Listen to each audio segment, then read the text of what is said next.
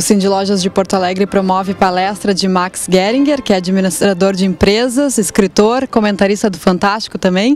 Queria te parabenizar pela palestra, que foi excelente. Todo o público estava bem envolvido. Obrigado. O público gaúcho sempre foi bom, recebe bem.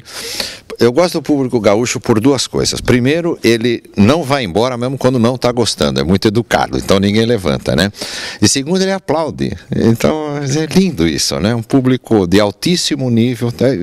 Repetiu hoje o que eu já vi outras vezes em Porto Alegre. Eu disse no fim, né? O dia que esse estado se separar do resto do Brasil, eu mudo para cá. O senhor já dirigiu empresas de grande porte, como a Pepsi, a Elma Chips, e deixou a vida corporativa para se dedicar a escrever livros e fazer palestras. Queria que tu contasse um pouquinho da tua trajetória. Eu tive... eu acho que eu dei a sorte de começar numa época em que não havia ambição, não havia uma pressão familiar para que um filho fosse chefe, ou fosse encarregado, ou chegasse a diretor de empresa, né? Todos os meus parentes, meu pai, minha mãe, meus tios, né?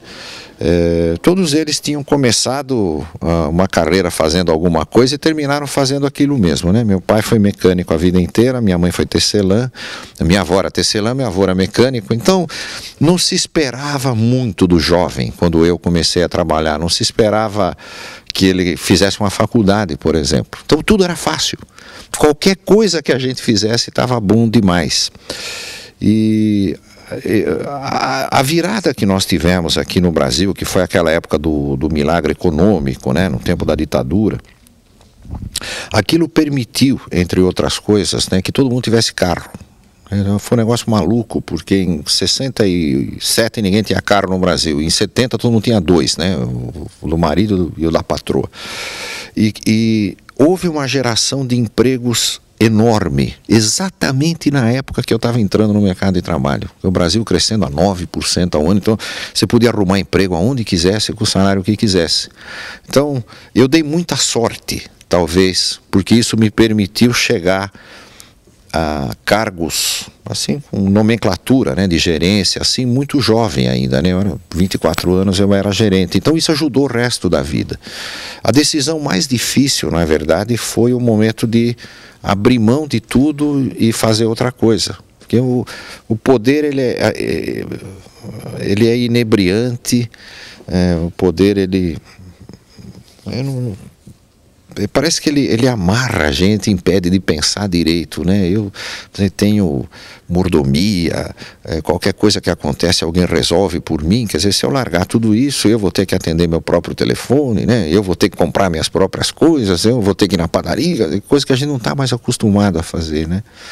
E eu percebo, eu tenho muitos colegas que foram deixando o tempo passar, deixando, e o sujeito chega num ponto que ninguém mais cai ele dentro da empresa e ele não vai conseguir outro emprego, né? Então, eu acho que a boa coisa que eu fiz foi ter parado num momento que me permitiu ter uma outra carreira completamente diferente, com tempo, com entusiasmo e com energia, que é o que eu faço hoje. Que o senhor atribui esse sucesso, seu diferencial? Eu quando comecei a escrever, eu sempre digo para as pessoas que todo mundo devia escrever um livro, mesmo que não vá ser publicado. Então eu escrevi meu livro, né? E eu não conhecia nenhuma editora, e não conhecia ninguém que conhecesse uma editora. Consegui, através de contatos aí, chegar a uma editora de Salvador que publicou meu primeiro livro. Eu só percebi o que esse livro poderia fazer por mim, que ele foi escrito, como todo mundo escreve o primeiro livro, mais por farra, mais por deixar alguma coisa, era um livro de histórias no mundo corporativo, quando a editora mandou esses exemplares que manda para jornais e para revista, pelo amor de Deus, né, fale do livro.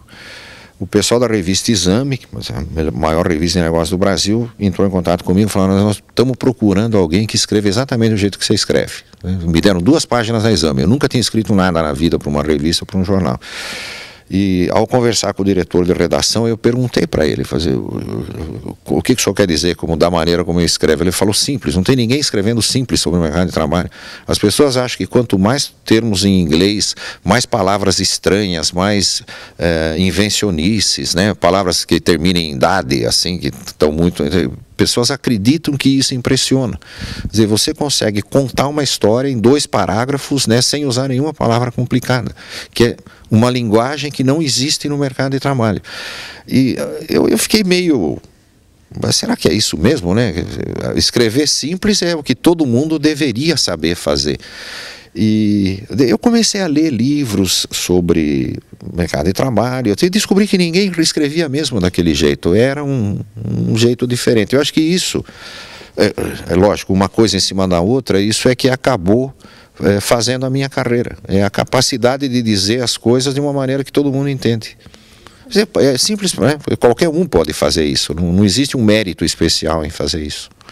Bom, sua palestra hoje foi sobre carreira e emprego. O que é fundamental para uma pessoa ser diferenciada no mercado de trabalho?